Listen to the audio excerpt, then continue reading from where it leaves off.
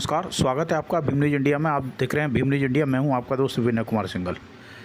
वक्फ bill पर कोटा के बुद्धिजीवियों का क्या कहना है, देखिए एक रिपोर्ट। मौलाना फजल हक साहब हैं हमारे साथ, आइए हम इनसे बात करते हैं। आज ये कोटा कलेक्ट्रेट के सामने जो धरना दिया गया है, सर क्या है इसका मकसद, थोड़ा बताइए।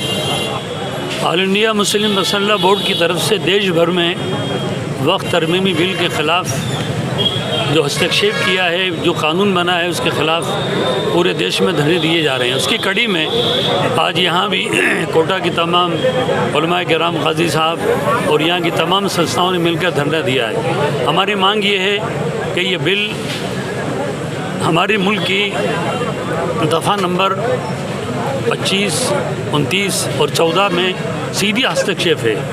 इसलिए गवर्नमेंट को हमने बार बार मुतबक किया। बिल आने से पहले, बिल पास होने के बाद भी हमारा एहतजाज जारी है कि इस बिल को वापस लिया जाए, क्योंकि ये हमारे मज़हब में सीधी मुदाखलत है। वक्फ एक सामाजिक नहीं है बल्कि धार्मिक है। जिस तरह मस्जिद हमारी धार्मिक है, कब्रिस्तान धार्मिक है, तो इन तमाम की निचोड़ का नाम वक्फ है। तो जब हम मस्जिद में किसी का दखल बर्दाश्त नहीं कर सकते, तो वक्फ के कानून में हम किसी का दखल बर्दाश्त कैसे करेंगे। इसलिए सब ने मांग की है कि बिल वापस लिया जाए और हमारे मज़हब में, जो हमारे मुल्क ने, हमारे देश ने, बाबा राव अम्बेडकर साहब ने जो फंडामेंटल राइट्स अल्पसंख्यक को दिए हैं, वो हमारा देश का संविधान बाकी रहे, जिंदा रहे, इसी का एहतजाज किया। मौलाना साहब एक चीज़ बताइए, सुप्रीम कोर्ट में मुसलसल सुनवाई चल रही है, आपको सुप्रीम कोर्ट पर भरोसा नहीं है क्या? सुप्रीम कोर्ट में भरोसा है ना। सुप्रीम कोर्ट में भरोसा करें तभी तो मुस्लिम मसल्ला बोर्ड इसके खिलाफ गया है। तो सुनवाई चल रही है। हमें उम्मीद है कि सुप्रीम कोर्ट बहुत ही कानून की तमाम दफ़ाओं को सामने रखकर अपना फैसला सुनाएगा। अभी जो कानून बना है उसमें एक लेकुना ये डाला हुआ है कि गैर मुस्लिम फोन पे क्यों कर रहे हो तुम? पहले 2 बार रोज कहना चाहिए तुम्हें।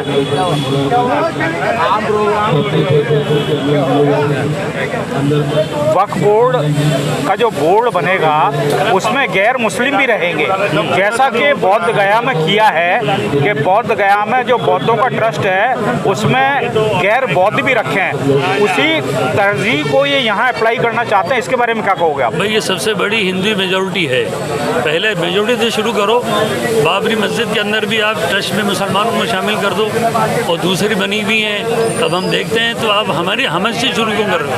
मेजॉरिटी शुरू कर दे इस काम को, तो अच्छा सांप्रदायिक स्वार्थ का मैसेज आएगा। आप तो करो, आप तो मत कीजिए, और हमारी वोट में और हमारे इसके अंदर आप दखल कीजिए, ये बर्दाश्त नहीं होगा। कोटा के शहर काजी हमारे साथ हैं, आली जनाब जुबैर अहमद साहब। बात करते हैं सर, आज ये धरना है, अभी बहुत सी बातें ऐसी हैं वक्फ बोर्ड के बारे में या वक्फ के बारे में आम जनता नहीं जानती। इवन ये है कि गैर मुस्लिमों को तो पता ही नहीं है ये वक्फ क्या होता है। उनको तो ऐसा लगता है कि वक्फ से मुस्लिम समाज करोड़पति अरबपति बन गया। आप थोड़ा सा तफसील से बताइए, आखिर ये वक्फ है क्या?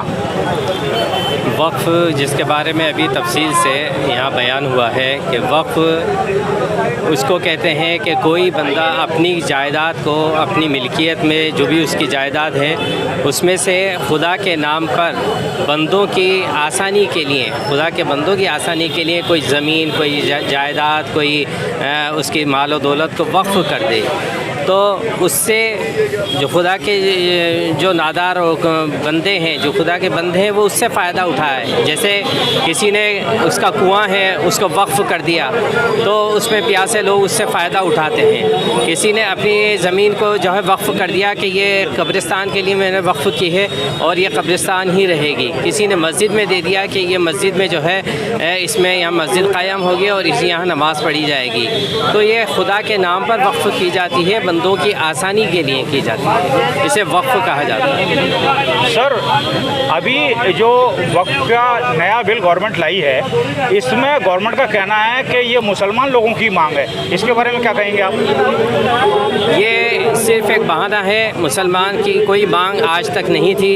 ये जिस तरीके से 95 का जो एक्ट है उसमें इसकी हिफाजत के सारे इंतज़ाम थे, लेकिन कोई कानून होता है जिसके बारे में मैंने अभी भी बताया है कि कानून जो 95 का था उसमें ये था कि ये कानून वक्फ़ की हिफाजत के लिए बना हुआ था, और अब इसी के अंदर तरमीम करके इसके अंदर तब्दीली करके ये बता दिया गया कि अब इसी कानून के ज़रिए से इसकी जायदादों को खुर्द-बुर्द करने की कोशिशें की जा रही हैं। सर, आपके जहन में एक बात होगी कि बौद्ध गया में जो बौद्ध भूमि है उस पर बुद्धिस्ट के अलावा गैर बुद्धिस्ट को भी उस बोर्ड में रखा गया है, तो सरकार क्या उसी परिपाटी पर वक्फ का जो कमेटी बनेगी उसमें गैर मुस्लिम को रखना चाहती है? इसके बारे में क्या कहेंगे आप? जी, अभी जो कानून में तरमीम की गई है उसमें 2 जो कमेटियां बनेंगी उन कमेटी में 2 गैर मुस्लिम को रखना लाजमी है।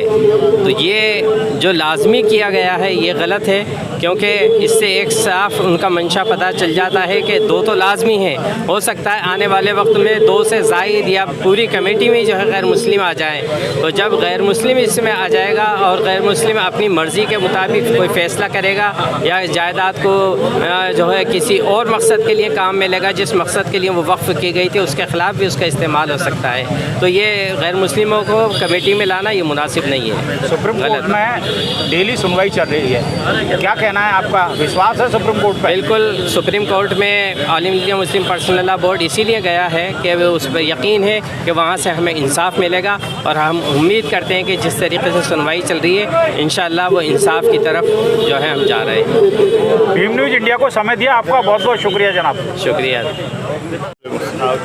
हाँ सर, बताइए क्या है धरना आज? ये धरना प्रदर्शन चल रहा है साहब, ये इसको लेकर है, ये जो आज मेमोरेंडम देना है कलेक्टर साहब को, और ये पूरे हिंदुस्तान में चल रहा है। ये औकाफ के सिलसिले में दे रहे हैं। ये वक्फ अमेंडमेंट बिल जो आया है इसको रद्द करने के लिए कलेक्टर साहब को मेमोरेंडम दिया जा रहा है।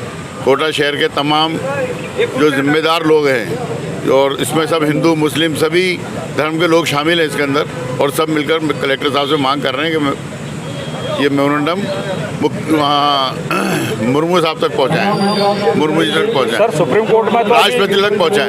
सुप्रीम कोर्ट में तो अभी हियरिंग चल रही है ना? जी, अभी चल रही है, लेकिन वहाँ से जो हियरिंग चल रही है उसके अंदर भी अभी कोई ऐसा फैसला आया नहीं है। लेकिन हम चाहते हैं कि हमें उनके कानून तक ये बात तो पहुँचाए कि मुसलमान इस चीज़ को पसंद नहीं कर रहे हैं। जो बिल लाया गया है ज़बरदस्ती, ये इस बिल को मुसलमान पसंद नहीं कर रहे हैं, और गवर्नमेंट ज़बरदस्ती लेकर आई है इस बिल को। मान लो सुप्रीम कोर्ट का डिसीजन आता है जी, और वो यदि अल्पसंख्यकों के फेवर में नहीं आता है, फिर अपन क्या करेंगे? इस 7 जुलाई तक का हमारा ये है, 7 जुलाई तक हम लोग कंटिन्यू जो है इस बार में, फिर वहाँ जो मुस्लिम पर्सनल लॉ बोर्ड है वो प्रोग्राम तय करेगी, और उस प्रोग्राम के तहत ही पूरे इंडिया के अंदर प्रोग्राम किए जाएंगे। सर, इसमें हमें किस तरह से धरना देना है, रैली निकालनी है, जो भी प्रोग्राम होगा वहाँ से तय होकर आएगा ये मुस्लिम पर्सनल लॉ बोर्ड की तरफ से। कुछ मुस्लिम पक्ष के लोग हैं जो इस वक्फ जो बिल है इसके पक्ष में हैं, क्या ये क्या तो मामला वो है? लोग हैं जो सरकारी लोग हैं, जो गवर्नमेंट को बीजेपी के सपोर्टर हैं, और बीजेपी उनको जो है मतलब अपनी तरफ से बुलवाना चाहती है इस तरह की बातें, और मुसलमानों में गलत फहमी पैदा करना चाहती है, जबकि आम मुसलमान तमाम उलमा इसके मुखालफत में हैं, कोई इसके सपोर्ट में नहीं। आप देख रहे थे Bhim news India. Bhim news India को यूट्यूब पर सब्सक्राइब करें, लाइक करें, शेयर करें, कमेंट्स करें। न्यूज़ अपडेट के लिए बेल आइकन का बटन दबाना ना भूलें। भीम न्यूज़ इंडिया के फेसबुक पेज को भी आप फॉलो कर सकते हैं। बने रहिए हमारे साथ, देखते रहिए भीम न्यूज़ इंडिया। आपका बहुत बहुत धन्यवाद।